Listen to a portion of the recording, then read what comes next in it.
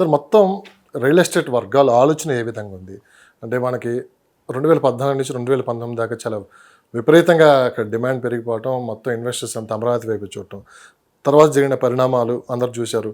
ఇప్పుడు కొత్తగా మళ్ళీ గతంలో జరిగిన పరిణామాలను దృష్టిలో పెట్టుకొని ఇప్పుడు ఇన్వెస్ట్ చేయాలనుకునే వాళ్ళ ఆలోచన ఏ విధంగా ఉందంటే ఏం చెప్తారు? అది హైదరాబాద్కి వెళ్ళి చూస్తున్నారా, లేకపోతే అమరావతి వైపు చూస్తున్నారా, లేదు హైదరాబాద్ వద్దు అమరావతి వద్దు కొంతకాలం వెయిట్ చేద్దాం అనుకుంటున్నారా? ఇది చాలా పెద్ద క్వశ్చన్. మీరు 5 నిమిషాలు టైం ఇచ్చి ఒక క్వశ్చన్ చెప్పంటే నాకు గంటలు గంటలు పడుతుంది. బట్ నేను నాకున్న పర్సనల్ ఒపీనియన్ ఏంటంటే, మీరు ఇంత డీటెయిల్గా కావాలంటే నేను అంతకుముందు వీడియోలో అయిపోయాను. అటు రేవంత్ రెడ్డి గారి క్యాబినెట్లోనూ, అటు వచ్చి సిబిఎన్ గారి క్యాబినెట్, ఒక మినిస్టర్ పోస్టో లేదా ఒక అడ్వైజర్ పోస్ట్ చెప్పిస్తే నాకు ఇంటర్నల్గా ఏం చెప్తే మీకు క్లియర్గా చెప్తాను. ఇప్పుడు నేను చెప్పిందంతా అక్యుములేట్ పూలింగ్ ఇన్ఫర్మేషన్. అయితే ఇక్కడ నేను ఎన్నోసార్లు చెప్పినట్టు ఆ పర్సన్ బట్టి ఆధారపడి is whether AP person, whether is Telangana person, whether రెండు స్టేట్కి బిలాంగ్ అవుతాడు. ఇది ఒక రీజన్. రెండోది మైండ్ సెట్ ఎప్పుడు కూడా రియల్ ఎస్టేట్ ఫిక్స్డ్ ఉంటుందండి. అంటే ఫిక్స్డ్ అని మాట మిక్స్డ్ అంటాను. ఫిక్స్డ్ కంటే మిక్స్డ్. ఎందుకంటే మిక్స్డ్ ఒపీనియన్ ఇప్పుడు ఏముందంటే, అందరికీ అమరావతిలో పెట్టాలని ఉంది కొంతమందికి, అందరికంటే కొంత శాతం వరకు. కానీ అమరావతికి ఇప్పుడు పెట్టడానికి ధైర్యం చాలట్లేదు. ఎందుకంటే ఇప్పుడు ఏం కనిపించలేదు, బేస్ లెవెల్లో ఏమీ లేదు. ఏముంది మీరే అడిగారు, అమరావతిలో ఏమీ లేదు. Maybe after 2-3-4 years action plan start అయితే ఇన్వెస్టర్స్ మైండ్ సెట్ మారుతుంది. ఇప్పుడైతే దే ఆర్ వెయిట్ అండ్ వాచ్లో ఉన్నారు. చాలామంది 50%, మోర్ దెన్ 50% బిల్డర్స్ ఆంధ్ర నుండి తెలంగాణ వచ్చారు, తెలంగాణ నుండి ఆంధ్ర వాళ్ళు సంఖ్య ఎట్లా ఉందంటే, కొంతకాలం ఒక 2-3 months వెయిట్ చేసి గవర్నమెంట్ తీసుకున్న డెసిషన్లు, గవర్నమెంట్ తీసుకున్న డెవలప్మెంట్స్ బట్టి మనం నిర్ణయం తీసుకుందాం అన్నది. అయితే 90% of AP people stay back in 90% ఏపీలో ఉంటారు, తెలంగాణ వాళ్ళు తెలంగాణలో ఉంటారు. ఈ డిస్కషన్ అంతా 10-15% శాతంకి. ఎందుకంటే ఎంటైర్ హైదరాబాద్ని వరల్డ్లో రియల్ ఎస్టేట్ డెస్టినీ అంటే యాజ్ ఆఫ్ టుడే ఇండియాలో ఏ సిటీ? హైదరాబాద్. అమరావతి ప్యారలల్గా పెరగాలనేది మనం కోరుకుంటున్నాం. నా విషయం ఏంటంటే ఏపీ కూడా పెరగాలి, తెలంగాణ ఆల్రెడీ పెరిగింది, ఇంకా దూకుడు ఉంది. సార్ ఇప్పటికి 10 సంవత్సరాలు అవుతుంది దాదాపు అమరావతి అనౌన్స్ చేసిన కాడి నుంచి. టాప్ మోస్ట్ ఎంఎన్సీ కంపెనీలు రియల్ ఎస్టేట్ వ్యాపారం చేసేవాళ్ళు ఎందుకు అమరావతి వైపు ఇప్పటికీ పెద్ద మొత్తంలో ల్యాండ్లు కొనకుండా వెంచర్లు కూడా వేయలేదు ఇంతవరకు? చాలా తక్కువ మంది కనపడుతూ ఉంటారు. ఏంటి సార్ దీని రీజన్ ఏంటి? గ్రోత్ ఫ్యాక్టర్స్ అండి. ఇప్పుడు రియల్ ఎస్టేట్ ఎప్పుడు కొంటారండి మీరు? 1990 ముందు రియల్ ఎస్టేట్ అంత దూకుడు లేదు. దూకుడు ఎప్పుడు వచ్చింది? వన్స్ హైటెక్ సిటీ రౌండ్ టవర్ వచ్చిన తర్వాత ఐటీ ఎంప్లాయ్మెంట్ స్టార్ట్ అయింది. ఐటీ ఎంప్లాయ్మెంట్ ఈరోజు ఎంతమంది ఉన్నారు మీకు చెప్పాను, 10 lakh plus ఉన్నారు. మనం బెంగళూరు కూడా ఆల్మోస్ట్ సూపర్ సిటీ అయిపోయాం.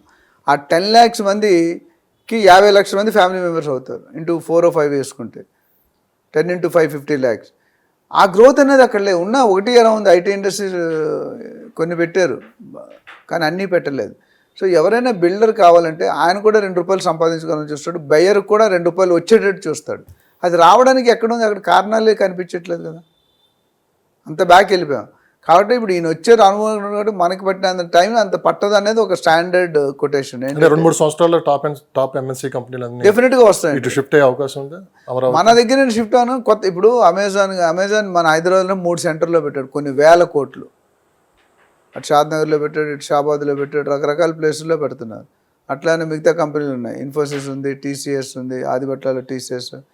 సో ఇప్పుడు ఈ వర్క్ చేసుకుంటే మేబీ ఫస్ట్ 6 months పెద్ద అట్రాక్షన్ చేయరు. గవర్నమెంట్ ఇచ్చే రాయితీలను బట్టి కంపెనీస్ కూడా గవర్నమెంట్ స్పెషల్ ఫోకస్. ఇప్పుడు రేవంత్ రెడ్డి గారు లుక్ ఈస్ట్ అని చెప్పారు. లుక్ ఈస్ట్లో ఏమన్నారు? ఇంతవరకు ఈస్ట్ జోన్లో ఎవరు ఫోకస్ చేయలేదు. విజయవాడ హైవే లాస్ట్ టైం మాట్లాడిన, వరంగల్ హైవే అనేది 0 growth. లాస్ట్ 10-15 years నాకు తెలిసిన రిలేటివ్ చాలామంది కొనుక్కున్నారు. అది ఎక్కడేసిన ₹500, ₹1000 అతి కష్టంగా అయింది. అదే 500 వెస్ట్ జోన్లో పెట్టుంటే ఫర్ ఎగ్జాంపుల్ అది 4 సార్లు 5 సార్లు 6 సార్లు అయిపోయేది. అది మనం చూసాం పెంచింది. ఇక్కడికి వచ్చారు ఇండస్ట్రీ రావడానికి కూడా దే విల్ అనలైజ్ చేసి, మనిషి మంచోడే, చంద్రబాబు నాయుడు గారు అనుభవం ఉంది, ఎటువంటి డౌట్స్ లేవు. బట్ ఫిజికల్గా యాక్టివిటీ కనిపిస్తేనే నేను నమ్ముతాను. గాల్లో ఇప్పుడైతే హవామహల్లో ఉన్నాం, గాల్లో మాట్లాడుతున్నాం, చేస్తాం, చూద్దాం, చేసే అవకాశం.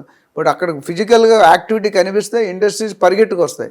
ఇది ఇక్కడికి తీసుకొచ్చింది ఆయన అక్కడ కూడా. ఎందుకంటే సాఫ్ట్వేర్ కూడా ఒక పక్క రేషన్ నడుస్తున్నాం, కొత్త ఏరియాలోకి ఎమర్జీ అవుతుంది. ఎందుకంటే గవర్నమెంట్ మీరు ఇందాక అన్నట్టు స్పెషల్ ఎకనామిక్ జోన్ SEZ అనేది, అందులో రాయితీలు పెడితే ఆటోమేటిక్ ఇప్పుడు ఆల్రెడీ మెయిన్ సిటీలో, ఇప్పుడు హైటెక్ సిటీలో నడుస్తున్నాం. రైజో మైండ్ స్పేస్లో ఒకప్పుడు SEZ కింద ఉండేది, తర్వాత చాలా NSL వచ్చింది, చాలా కంపెనీలు వచ్చాయి. స్పెషల్ ఎకనామిక్ అంటే బిల్డర్ కానీ లేకపోతే ఇండస్ట్రీ మీద భారం తగ్గుతుంది. ట్యాక్స్ ఎగ్జంప్షన్ కానీ, GST కానీ, ఎక్సైజ్ కానీ, ఇంకా ఇతరులు పవర్ బిల్ కానీ, ఇవన్నిట్లో కూడా రాయితీ ఉంటుంది. ఇప్పుడు పోచారంలో పెట్టారు ఇన్ఫోసిస్. ఎందుకు పెట్టారు పోచారం? మనకి ఎవరికైనా తెలుసా? ఇన్ఫోసిస్ పెట్టమని nobody knows what is Pocharam.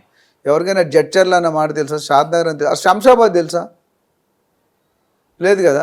లేదు. శంషాబాద్ ఎయిర్పోర్ట్ వచ్చిన తర్వాతే కదా శంషాబాద్ పేరు బ్రాండ్ వచ్చింది. కరెక్ట్. సో అదేవిధంగా ఇన్ఫోసిస్ పోచారం పెట్టింది, మిగతా ఇండస్ట్రీ రాలేదు. ఒకటి ఇండస్ట్రీ చిన్న అడుగు 1.6 వచ్చింది కానీ అనుకున్నంత రీతిలో డెవలప్ కాలేదు. ఇప్పుడు సపోజ్ రేవంత్ రెడ్డి గారు ఏమనంటే స్పెషల్ ఎకనామిక్ జోన్ అక్కడ డిక్లేర్ చేస్తాం, ఐటీ పార్క్ డిక్లేర్ చేస్తాం, sports city, health city, ఫార్మసిటీ, mega township ఇవన్నీ వచ్చాయి అనుకుంటే ఆబ్వియస్లీ దీనంత కాకపోయినా దీని దగ్గరికి వచ్చేస్తుంది కాదు. అందుకని ఈస్ట్ ఎవరైనా పెట్టుకోండి 10 years వెయిట్ చేయండి. డెఫినెట్ ఇప్పుడు మీకు తక్కువ రేట్లో దొరుకుతుంది. మీకు డబుల్ ట్రిపుల్ కావాలంటే you have to wait for 8 to 10 years. ఇప్పుడు సామాన్య ప్రజలంతా ఆలోచన ఒకటే సార్, అంటే హైదరాబాదు 4 జోన్లకు మనం డివైడ్ చేసుకుంటే వెస్ట్, ఈస్ట్, నార్త్, సౌత్, ఒక్కొక్క జోన్ ఒక్కొక్క రకంగా డెవలప్ అయింది. ఇక్కడ ఇప్పుడు ఐటీ జోన్ మొత్తం ఇటు వెస్ట్ సైడే ఉంది.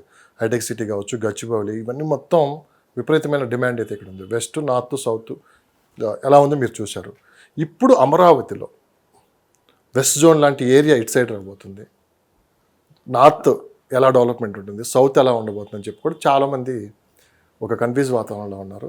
ఎందుకంటే హైదరాబాదు మీరు చూస్తూనే ఉన్నారు, వెస్ట్ జోన్కు ఉన్న డిమాండింగ్ ఎక్కడా లేదు. అలాంటి వెస్ట్ జోన్ లాంటి ఏరియా అమరావతిలో ఎక్కడ రాబోతుందండి? నాకు తెలిసి అమరావతి చుట్టూ పక్కన పెడితే మీకు వైజాగ్ ఒకటి బాగా డెవలప్ అవుతుంది.